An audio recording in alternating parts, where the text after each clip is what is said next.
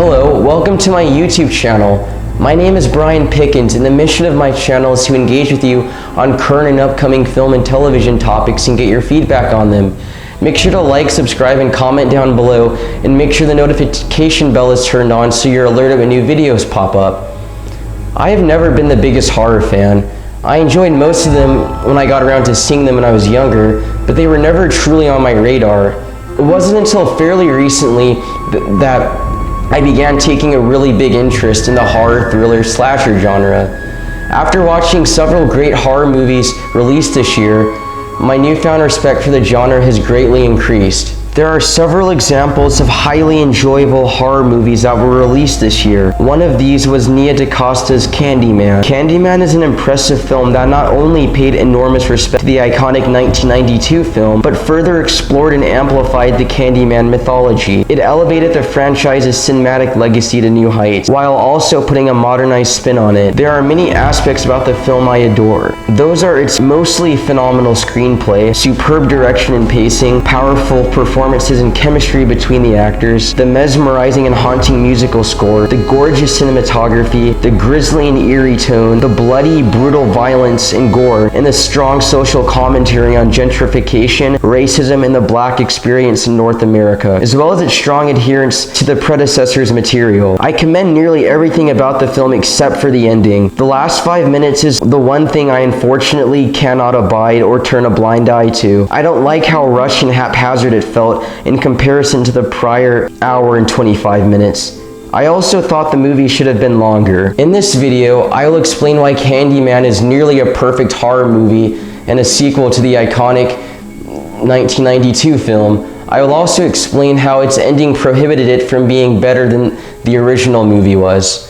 And obvious spoilers for those who haven't seen Candyman yet. Number 1. Candyman told its narrative through a black perspective instead of a white one, which helped with black representation. It's no secret that Candyman lore is riveting. What Nia DaCosta and Jordan Peele did was further explore the mythology of the Candyman by expounding upon it through the eyes of main black characters and supporting characters. The audience understands why Anthony McCoy has trouble being creative. He's forced to paint subject matter for a white audience, which makes it very hard for him to stay true to himself because he's subjected to cultural appropriation constantly.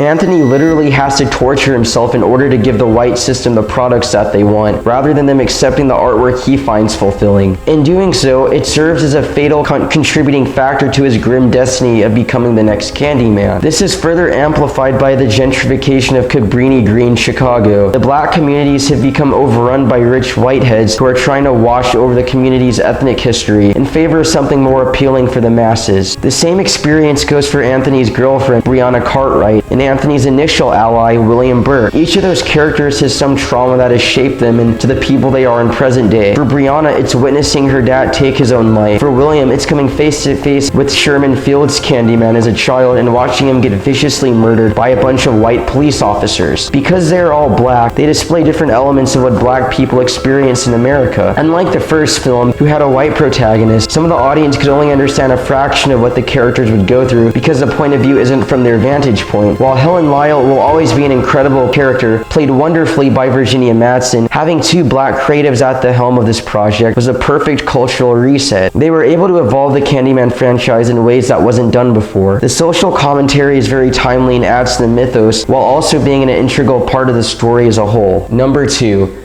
Candyman makes its villains very sympathetic and three-dimensional.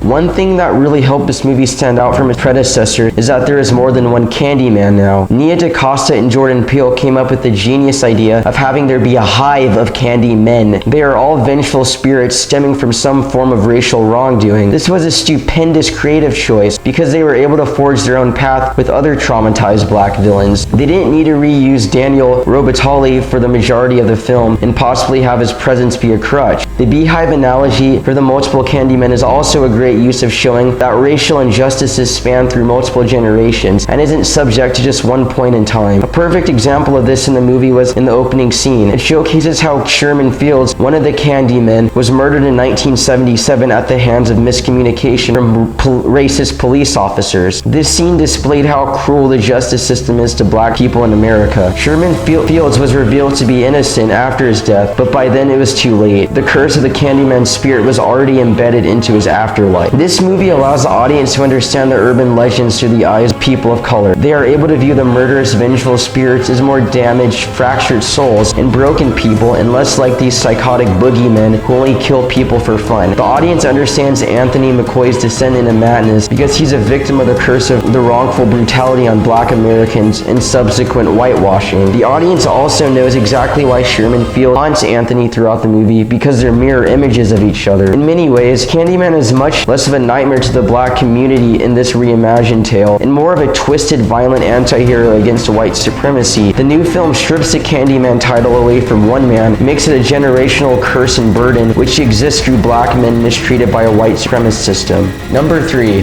Candyman had phenomenal filmmaking that bolstered the movie's style overall. As I said in my introduction, the filmmaking and creative technical aspects are absolutely magnificent. The thrilling direction felt very deliberate and calculating. Nia DaCosta didn't waste a second of screen time beating around the bush, and she used luscious visuals and splendid special effects to get the violent point across completely. Yahya Abdul-Mateen II and Teyana Paris gave fantastic performances and had amazing chemistry. I really felt their despair as they tried to make sense of the never-ending madness they were enduring. I empathize with them in ways I never thought I would. The same goes for Brianna's brother, Anthony's initial ally William Burke, and especially Anne Marie McCoy. Vanessa Estelle Williams gave a really poignant performance as his grief-stricken mother who's estranged and traumatized from the first movie. I also thought the cinematography was pitch perfect. It had somber but explosive colors that shined on screen. The visuals were flaring but muted. The atmosphere immediately sucked me in, and I was lost in the trance of this enticing but dangerous world. The production design was very haunting and enigmatic. They did a lot of great world building, and I liked how it took inspiration from its roots, but then completely did its own thing instead of trying to just imitate the first movie. The violence and gore was spectacular too. It was just right and not overtly gratuitous. Bloody, gruesome, unsettling, tragic, ugly, but most importantly, it was necessary. It couldn't and shouldn't shy away from how vicious the Candyman were, because that's a sad reality of their existence. Death follows them like a shadow. But the standout for me is Robert Aubrey Lowe's original soundtrack. Robert's score was mind-blowing and bone-chilling. He was a perfect person to do the score after Philip Glass. I loved every second of the piece. I love how he reinvented the original music box theme. It felt like it was something familiar but totally fresh and new as well. I really loved the sweet score that played every time Candyman was summoned. It was dark and chaotic, and you knew some serious stuff was about to go down every time it started playing. The rest of the score was marvelous too. He did a great job of using ambient noises and atmospheric sounds to add a level of suspense and chaos to the movie. The use of background choir noises and other sound effects from real locations sonically infused within the score gave it its own identity. The score became its own character in a lot of ways.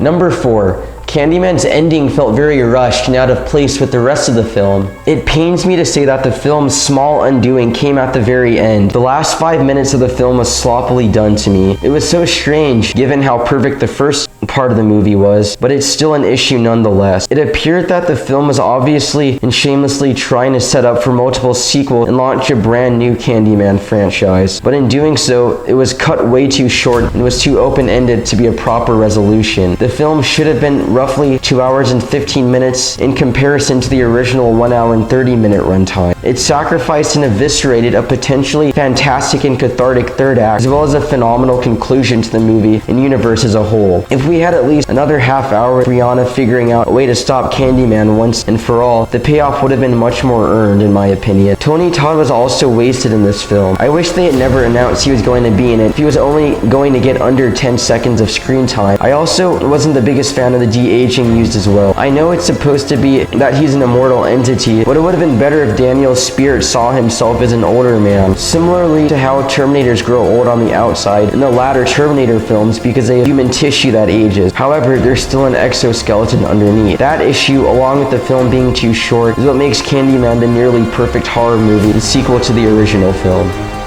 Despite my last point, I still thoroughly enjoyed the film and am happy it was made. It added a lot to the Candyman franchise, and it was a perfect phenomenon the film industry desperately needs.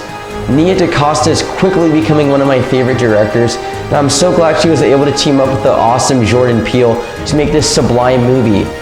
This is the first in a series of 2021 horror movies I will be reviewing in the future, so stay tuned for more upcoming analysis. I hope that you enjoyed my perspective on why Candyman is nearly a perfect horror movie and sequel to the iconic classic. Join this channel for more upcoming reviews, and I look forward to reading your feedback in the comment section below.